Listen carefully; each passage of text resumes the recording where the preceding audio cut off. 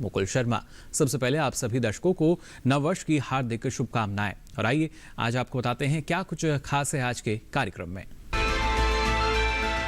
किसानों और सरकार के बीच 7वें दौर की बैठक हुई आयोजित।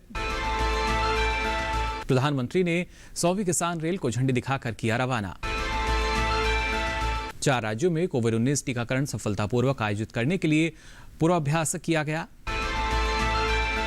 खरीफ विपणन सीजन 2020 और 21 के दौरान न्यूनतम समर्थन मूल्य का क्रियान्वयन। भारत में कोविड के 16,500 से भी कम दैनिक नए मामले हुए दर्ज। और आइए अब देखते हैं खबर विस्तार से। 30 दिसंबर 2020 को नई दिल्ली के विज्ञान भवन में किसानों और सरकार के बीच 7वें दौर की बैठक आयोजित की गई। इस बैठक में केंद्रीय कृषि एवं किसान कल्याण मंत्री नरेंद्र सिंह तोमर, वाणिज्य एवं उद्योग मंत्री पीयूष गोयल व राज्य मंत्री सोम प्रकाश किसान संगठनों के प्रतिनिधियों के साथ बैठक में शामिल हुए। आइए देखते हैं इस पर यह खास रिपोर्ट।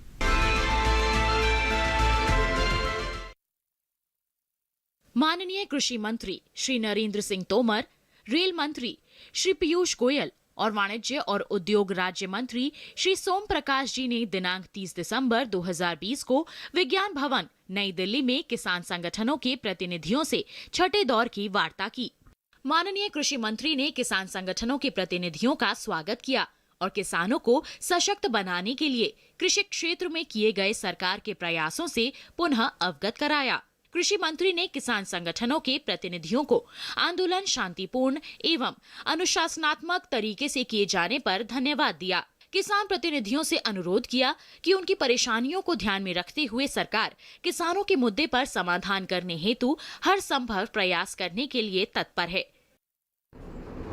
आज की बैठक पूर्व की तरह बहुत अच्छे वातावरण में सौहार्दपूर्ण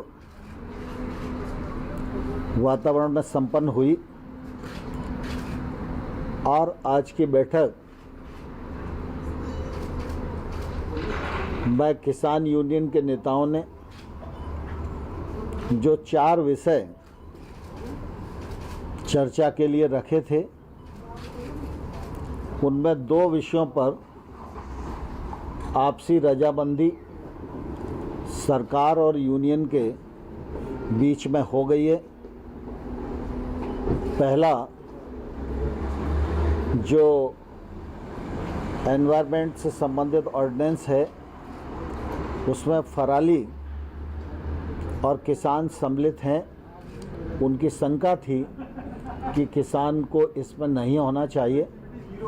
सरकार ने कहा है कि हम आपकी चिंता से वाकिफ़ हैं और इस मामले में दोनों पक्षों में रजामंदी हो गई है। दूसरा,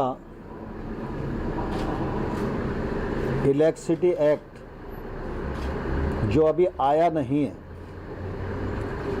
लेकिन उन सबको लगता है कि अगर इलेक्ट्रिसिटी में ये रिफॉर्म आएगा तो इससे किसानों को नुकसान होगा। किसानों की सिंचाई के लिए जो विद्युत की सब्सिडी दी जाती है वो राज्य जिस प्रकार से पहले से देते रहे हैं वैसी ही चलनी चाहिए, ऐसी यूनियंस की मांग थी। उस मांग पर भी यूनियन और सरकार के बीच में रजामंदी हो गई है। एजेंडे में 4 पॉइंट थे, 4 में से 2 यानी 50% रजामंदी आज की बैठक में हो गई है और ये बहुत ही सुखद वातावरण में संपन्न हुई और इससे दोनों पक्ष में एक अच्छे प्रकार के माहौल का निर्माण हुआ। किसान संगठनों के प्रतिनिधियों ने भी कृषि सुधार कानूनों से संबंधित मुद्दों पर सरकार के समक्ष अपने विचार रखे, जिस पर सरकार ने उन्हें योग्य निर्णय लेने का आश्वासन दिया। 3 कानून जिनमें 2 नए कानून हैं, 1 संशोधन है, इनको रिपील करने की बात यूनियंस करती रही हैं और हम लोगों ने अपने तर्कों से उनको यह बताने की कोशिश की कि किसान की कठिनाई कहाँ है। और जहाँ कठिनाई है वहाँ खुले मन से सरकार विचार करने को तैयार है। इसी प्रकार से एमएसपी के विषय में भी सरकार पहले ही यह कहती रही है कि एमएसपी जारी है, जारी रहेगी। पिछले बार जब हमने प्रस्ताव दिए थे उस समय भी हमने ये कहा था कि एमएसपी जारी रहेगी, ये लिखित में सरकार देने को तैयार है। हम उस पर अभी भी दृढ़ हैं, लेकिन उन्हें ऐसा लगता है कि एमएसपी को कानूनी दर्जा मिलना चाहिए। तो कानून के विषय में और एमएसपी के विषय में चर्चा अभी पूर्ण नहीं हुई है, चर्चा जारी है और हम लोग 4 तारीख को 2 बजे फिर से इकट्ठा होंगे और इन विषयों पर चर्चा को आगे बढ़ाएंगे। आपको बता दें, प्रधानमंत्री नरेंद्र मोदी ने वीडियो कॉन्फ्रेंसिंग के माध्यम से हाल ही में महाराष्ट्र के संगोला से पश्चिम बंगाल के शालीमार के बीच 100वीं किसान रेल को झंडी दिखाकर रवाना किया। इस अवसर पर केंद्रीय मंत्री नरेंद्र सिंह तोमर और पीयूष गोयल भी उपस्थित रहे। प्रधानमंत्री ने कहा, कृषि उत्पादों के मूल्य संवर्धन से संबंधित प्रसंस्करण उद्योग हमारी प्राथमिकता है और खेती के क्षेत्र में निजी निवेश से किसानों को मदद भी मिलेगी। आइए देखते हैं इस बारे में खास रिपोर्ट। केंद्रीय कृषि मंत्री श्री नरेंद्र सिंह जी तोमर, रेल मंत्री श्री पीयूष गोयल जी, अन्य सांसदगण, विधायकगण और मेरे प्रिय भाई और बहनों, मैं सबसे पहले देश के करोड़ों किसानों को बधाई देता हूं। अगस्त महीने में देश की पहली किसान और खेती के लिए पूरी तरह से समर्पित रेल शुरू की गई थी। उत्तर, दक्षिण, पूर्व, पश्चिम देश के हर क्षेत्र की खेती को, किसानों को किसान रेल से कनेक्ट किया जा रहा है। कोरोना की चुनौती के बीच भी बीते 4 महीनों में किसान रेल का ये नेटवर्क आज 100 के आंकड़े पर पहुंच चुका है। आज 100वीं किसान रेल थोड़ी देर पहले महाराष्ट्र के सांगोला से पश्चिम बंगाल के शालीमार के लिए रवाना हुई है।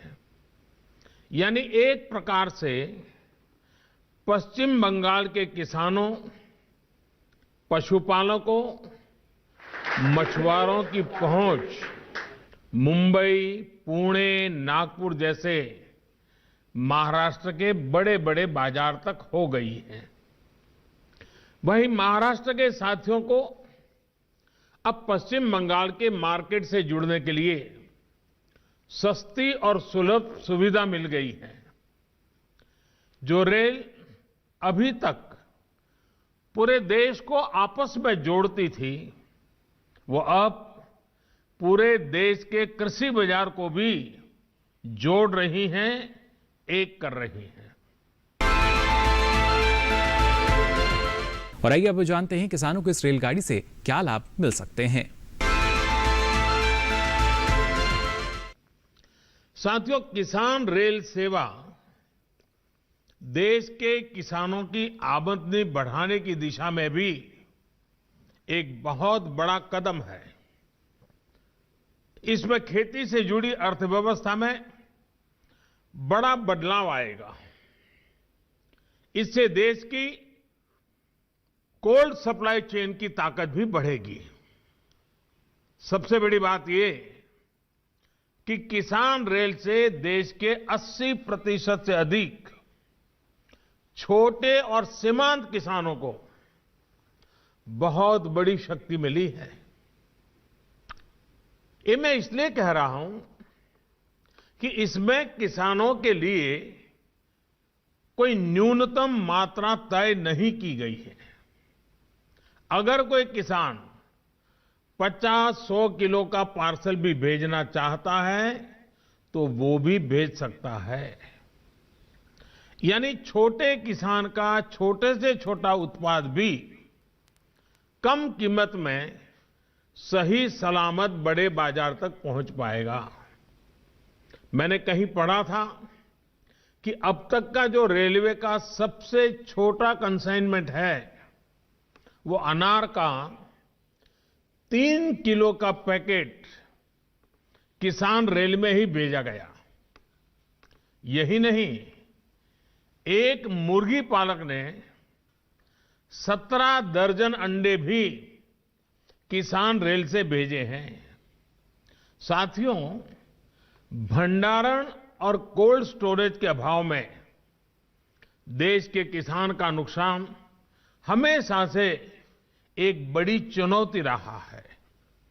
हमारी सरकार भंडारण की आधुनिक व्यवस्थाओं पर, सप्लाई चेन के आधुनिकीकरण पर करोड़ों करोड़ का निवेश तो कर ही रही है, किसान रेल जैसी नई पहल की जा रही है।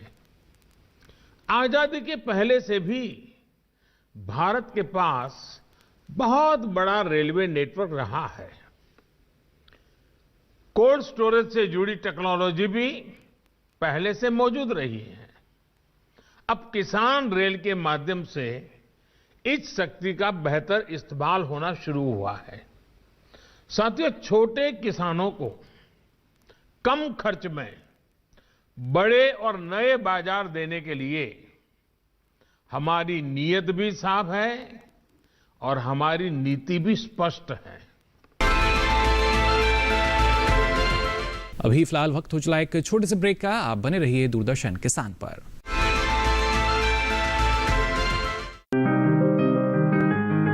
बीमारियों से कैसे बचेगी फसल? मवेशियों की मुश्किलों का क्या है हल? कहां से लाएं बीज, कितनी लगेगी खाद? किसानों के हर फोन का विशेषज्ञ देंगे जवाब। देखिए हेलो किसान लाइव सोमवार से शुक्रवार शाम 6 बजे।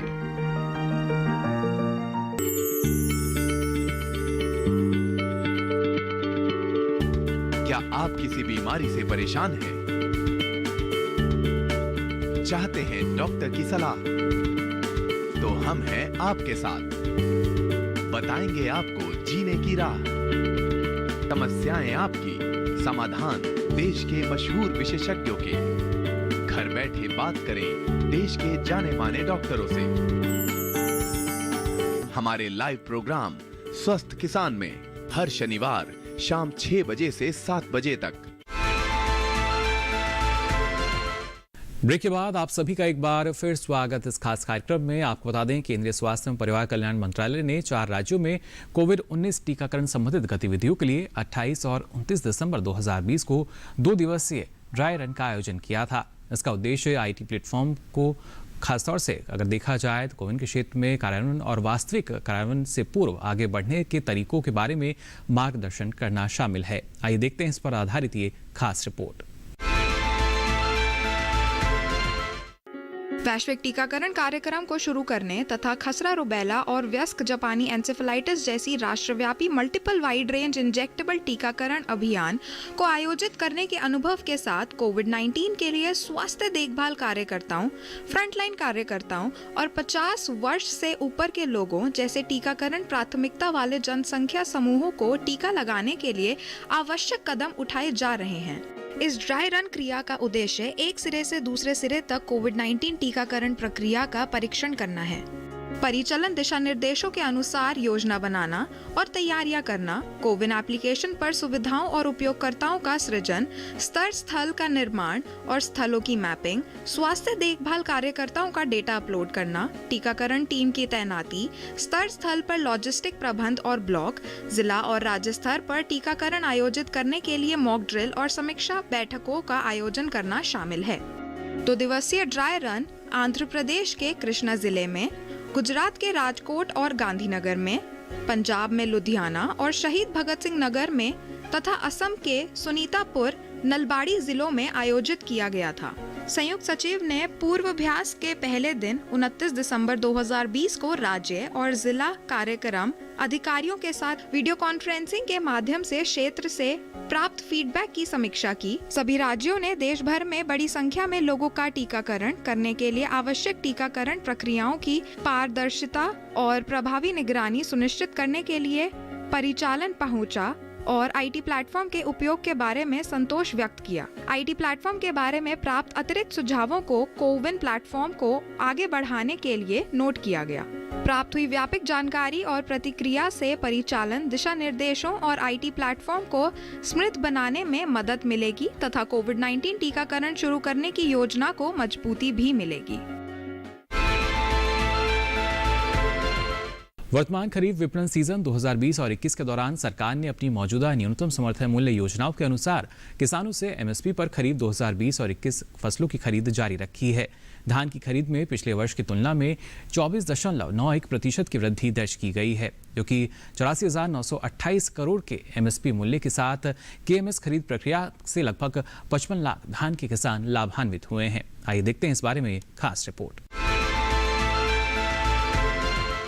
खरीफ 2020 और 21 के लिए धान की खरीद पंजाब, हरियाणा, उत्तर प्रदेश, तेलंगाना, उत्तराखंड, तमिलनाडु, चंडीगढ़, जम्मू एवं कश्मीर, केरल, गुजरात, आंध्र प्रदेश, छत्तीसगढ़, ओडिशा, मध्य प्रदेश, महाराष्ट्र, बिहार, झारखंड और पश्चिम बंगाल जैसे राज्यों एवं केंद्र शासित प्रदेशों में सुचारू रूप से चल रही है।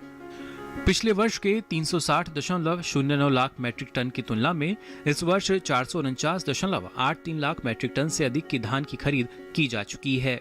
कुल 84,928.10 करोड़ रुपए के एमएसपी मूल्य के साथ वर्तमान में जारी केएमएस खरीद प्रक्रिया से लगभग 55 लाख किसान अभी तक लाभान्वित हो चुके हैं। सरकार ने अपनी नोडल एजेंसियों के माध्यम से 1,214.09 करोड़ रुपए की एमएसपी मूल्य वाली मूंग, उड़द, मूंगफली की फली और सोयाबीन की 2,26,758 मैट्रिक टन की खरीद की है। 52.40 करोड़ रुपए के एमएसपी मूल्य पर 5,089 मैट्रिक टन कोपरा की खरीद की गई है, जिससे कर्नाटक और तमिलनाडु के 3,961 किसान लाभान्वित हुए हैं।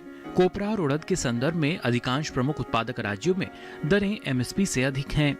संबंधित राज्य, केंद्र शासित प्रदेश की सरकारें खरीफ की फसल, दलहन और तिलहन के संबंध में आवक के आधार पर संबंधित राज्यों द्वारा तय की गई तारीख से खरीद शुरू करने के लिए आवश्यक व्यवस्था कर रही हैं।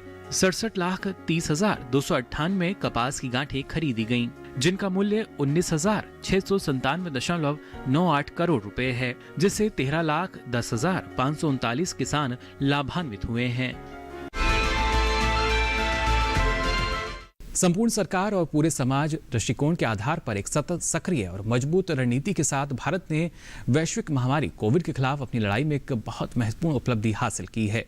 दैनिक नए मामलों की संख्या बहुत कम रही है। आपको बता दें, पिछले 187 दिनों के बाद पिछले 24 घंटों के दौरान राष्ट्रीय स्तर पर 16,500 से भी कम नए मामले दर्ज किए गए हैं। आइए देखते हैं इस पर आधारित एक खास रिपोर्ट।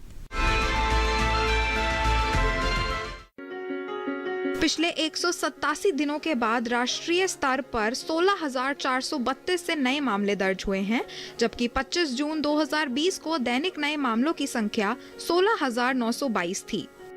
देश में सक्रिय मामलों की संख्या आज घटकर 2,68,581 हो गई है। कुल ठीक हुए मामलों की संख्या आज बढ़कर 98 लाख से अधिक हो गई है। इस कारण रिकवरी दर 95.92% हो गई है। महाराष्ट्र में एक दिन में सबसे अधिक 4,501 नए मामले ठीक हुए हैं। इसके बाद केरल में 4,172 नए रोगी ठीक हुए हैं, जबकि छत्तीसगढ़ में 1,901 रोगी ठीक हुए हैं। केरल में 24 घंटों के दौरान 3,047 दैनिक नए मामले दर्ज हुए हैं, जबकि महाराष्ट्र और छत्तीसगढ़ में कल 2,498 और 1,188 नए मामलों का पता चला है। पिछले 24 घंटों में मौत के 252 मामलों का पता चला है। इनमें 77.38% मामले 10 राज्यों, केंद्र शासित प्रदेशों से संबंधित हैं। 19.84% मौत के नए मामले महाराष्ट्र के हैं। राज्य में 50 मरीजों की जान गई है। पश्चिम बंगाल और छत्तीसगढ़ में क्रमशः 27 और 26 मौत के नए मामले दर्ज हुए हैं। और इसी के साथ ही वक्त हो चला एक छोटे से ब्रेक का। आप बने रहिए दूरदर्शन किसान पर। ये कामयाबी है अन्नदाता की, ये कहानी है खेत और खलिहानों की। कैसे करें अपने पशुओं की देखभाल, जानिए गांव-गांव के किसानों का हाल। देखिए गांव किसान सोमवार से शुक्रवार दोपहर 12:05 पर।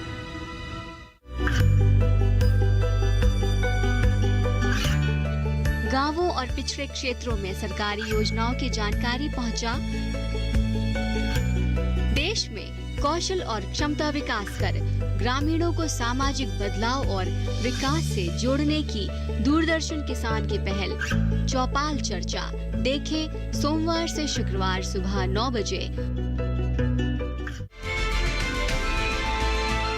ब्रेक के बाद आप सभी का एक बार फिर स्वागत इस खास कार्यक्रम में। अब आइए देखते हैं किसान की सफलता की गाथा। पद्मश्री पुरस्कार से सम्मानित सफल किसान के बारे में आपको बताएंगे, जिनके प्रयासों को राष्ट्रीय स्तर पर मान्यता मिली है। आज जानेंगे कृषि क्षेत्र में उनके योगदान के बारे में और साथ ही उनके जीवन से जुड़ी कुछ खास बातों के बारे में। आइए डालते हैं ये नजर।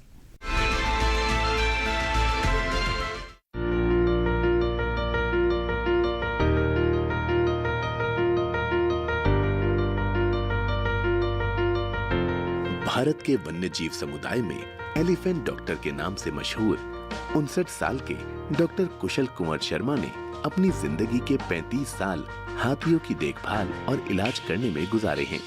इन्होंने असम और पूर्वोत्तर राज्यों के जंगलों से लेकर इंडोनेशिया के जंगल तक हजारों हाथियों की जान बचाई है। पशुओं से अपने इसी लगाव के कारण देश विदेशों में काफी लोकप्रियता हासिल की है। पशुपालन के क्षेत्र में बढ़ चढ़कर योगदान देने, हाथियों के प्रति उनके प्यार और सेवा को देखते हुए वर्ष 2020 में भारत सरकार ने उन्हें पद्मश्री सम्मान से नवाजा है। वो देश के पहले पशु चिकित्सक हैं जिन्हें पद्मश्री मिला है। हाथियों के साथ उनके जुड़ाव की कहानी इतनी लोकप्रिय हो चुकी है कि असम तथा भारत के कई राज्यों में उन्हें लोग एलिफेंट डॉक्टर के नाम से पहचानने लगे हैं। अपनी जान की परवाह किए बगैर हाथियों के इलाज के लिए जंगलों में घूमने वाले डॉक्टर शर्मा ने हाथियों के साथ अपने जीवन का जितना समय बिताया है, उतना समय अपने परिवार को भी नहीं दिया है। इन्हें खासकर असम के हाथियों से बेहद लगाव है। कारण ये भी है कि वो इन हाथियों की गतिविधियों से उनकी भाषा समझ लेते हैं। यही नहीं, कुशल कुंवर शर्मा उनसे संकेत में बात भी कर लेते हैं। डॉक्टर शर्मा की हाथी से प्रेम कहानी बचपन में ही शुरू हो गई थी। असम के नलबाड़ी जिले के एक छोटे से सीमावर्ती गांव परमा में डॉक्टर शर्मा का बचपन बीता था। उन दिनों को याद करते हुए वो कहते हैं, हमारे घर में उस दौरान लकी नाम की एक हथिनी हुआ करती थी और मेरा अधिकतर समय उसके आसपास खेलने में गुजरा था। वहीं से मेरे मन में हाथियों के लिए प्यार की शुरुआत हुई। पूर्वोत्तर राज्यों के घने जंगलों में हाथियों का इलाज करने के लिए अब तक करीब 3 लाख किलोमीटर की दूरी तय कर चुके डॉक्टर शर्मा 20 से अधिक बार अपनी जान जोखिम में डाल चुके हैं। पिछले 15 सालों से बिना कोई साप्ताहिक छुट्टी लिए डॉक्टर शर्मा लगभग 10,000 हाथियों का इलाज करने का रिकॉर्ड कायम कर चुके हैं। वो साल में कम से कम 700 जंगली और पागल हुए हाथियों का इलाज करते हैं। डॉक्टर शर्मा असम के अलावा गुजरात, राजस्थान जैसे कई राज्यों में हाथियों का इलाज करने जाते हैं। उन्होंने नेपाल, श्रीलंका और इंडोनेशिया के जंगल से पकड़े गए सैकड़ों हाथियों का इलाज किया है। डॉक्टर शर्मा ने हाथियों में एनेस्थीसिया पर पीएचडी की है। कुशल कुंवर शर्मा का मानना है, हाथी बुद्धिमान जानवर होता है क्योंकि बाढ़ आने का अनुमान उसे 6-7 दिन पहले ही हो जाता है। इसीलिए ज्यादातर हाथी काजीरंगा के जंगल से निकलकर ऊंची पहाड़ी की तरफ चले जाते हैं। ये बात कई वन्यजीव एक्सपर्ट्स को भी पता है। वन अधिकारियों को भी हाथियों की गतिविधियों से पता चलता है कि बाढ़ आने वाली है। कुशल कुंवर शर्मा जी देश के पहले पशु चिकित्सक हैं जिन्हें सरकार द्वारा पद्मश्री जैसा प्रतिष्ठित खिताब मिला है, जिसका कारण पशुओं से अद्भुत जुड़ाव, खासकर हाथियों के प्रति उनका स्नेह है। इन्होंने अपने जीवन का बड़ा हिस्सा हाथियों के इलाज और उनकी जीवन रक्षा में दिया है। पशुपालन में इनका योगदान बेहद प्रेरणादायक है। और आइए अब जान लेते हैं कृषि सुधार के लिए बनाए गए 3 नए कानूनों पर किसानों की क्या है राय। किसानों के जीवन में खुशहाली लाने के लिए केंद्र सरकार के द्वारा 3 कृषि कानून किसी वरदान से कम नहीं हैं। ये कानून किसानों को आने वाली पीढ़ियों की दशा एवं दिशा बदलने का काम करेंगे। यह कहना है प्रदेश के उचाना एवं नरवाना जिले के किसानों का। किसान अंकुश, प्रमोद, मोहन और रामेहर का कहना है कि इन कानूनों के आने से किसान अपनी फसल को घर हो या बाहर, यहाँ तक कि ऑनलाइन भी बेच सकता है। सरकार ने तो बहुत बढ़िया कानून बना रखे हैं। एमएसपी क्षेत्र का एमएसपी नहीं खत्म होगी, मंडी नहीं खत्म होगी, ये तो नुकी नुकी रहेंगी। फायदा तो जी अपना कहीं भी जाके न कहीं पर हरियाणा में जाओ, गुजरात में जाओ, राजस्थान में जाओ, कहीं भी जाके फसल बेच सकता है। लेकिन कानून तीनों के तीन बहुत बढ़िया है जी। कानून के आने से पहले किसानों को केवल मंडियों की तरफ देखना पड़ता था, लेकिन इन कृषि कानून के आने से किसान अपनी फसल का खुद मालिक होगा। वे जहां चाहे अपनी फसल बेच सकता है। इन कानूनों के आने से किसान बिचौलियों के चुंगल से पूरा आजाद हो गया है। तो आज के लिए इस कार्यक्रम में बस इतना ही। दीजिए इजाजत, नमस्कार।